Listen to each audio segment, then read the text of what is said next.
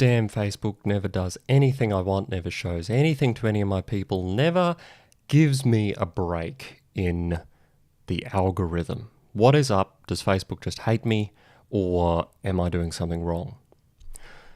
My name is Chris Hargraves. This is, as you will know by now, the Digital Marketing Mastery series for lawyers. You can find it and more things at digitalmarketingforlawyers.com, and today we are talking about Facebook and I guess more generally the nature of social media algorithms, because a lot of people go in one of two directions. They either spend their entire life trying to keep up to date with algorithms and game the system to some extent, or they throw their hands up in disgust and just say, look, social media doesn't work, none of my stuff gets seen by anybody, and I get no engagement on anything ever. I don't think either of those approaches is necessarily correct. So what I thought I'd try and do today is, just in a couple of minutes, encourage you to shift your thinking when it came to the way you're using social media at all. By and large, social media platforms are not designed to show people your stuff as a lawyer. So I think you need to get that mentality out of your head. It's not that they're designed not to show people your stuff, and at the end of the day, a lot of these platforms rely on advertising from businesses like yours in order to survive. The question is really, what is the purpose of a social media platform? Why are people going to it, and why therefore should your stuff get seen at all? Because if you think about it in your own social media use, what do you want to see as you log on to Facebook or LinkedIn or whatever it is you might be using? You want to see the things that are most relevant to you.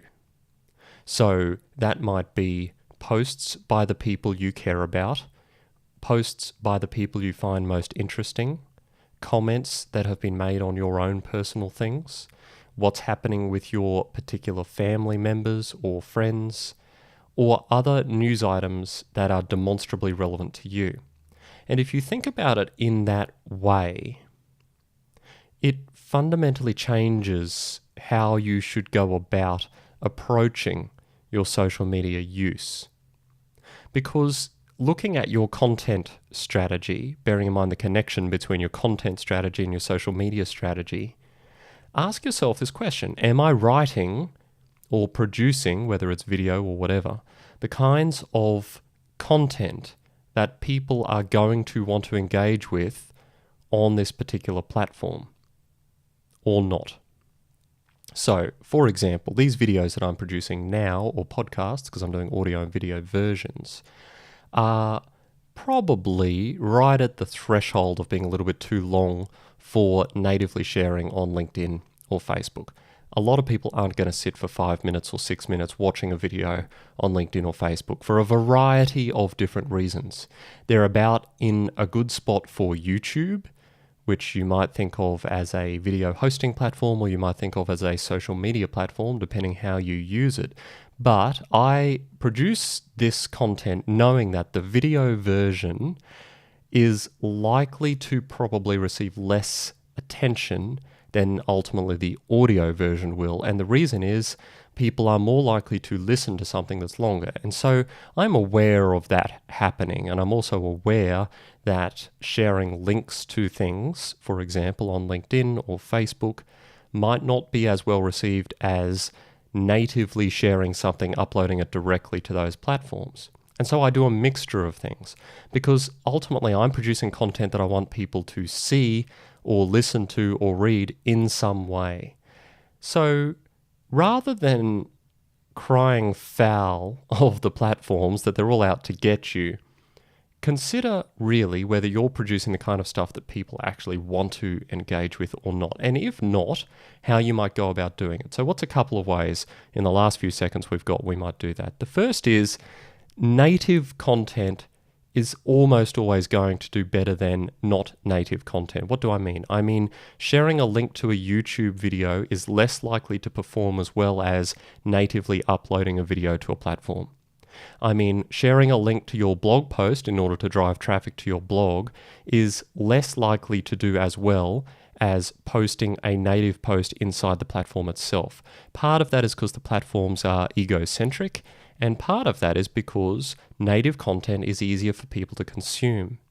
But you also need to understand the ecosystem of different platforms. And this is where the LinkedIn police come in, and I don't agree with them, but their point is content of type X belongs on Facebook, content of type Y belongs on LinkedIn. And if you try and force X down our throat when we want to be seeing Y, then we're going to leap on you for that. Now, I don't agree with them about that, but that is the ecosystem, that is the culture that's inherent in the platform. So if you're going to use any form of social media, whether it's Facebook or LinkedIn or Twitter, try and study the kind of success stories that the platform sees and see what people are doing. Because by and large, you're going to see that those people are plugged into how the platform works and why the people are there and how they use it. That is the best way to get around it. And I guess in a sense isn't really getting around it at all, but rather is simply growing your understanding of and appreciation of how the platforms actually work. Hit all the nice buttons, subscribe if you haven't already, and I look forward to seeing you next time. Jump over to digitalmarketingforlawyers.com if you want more, and I will see you soon.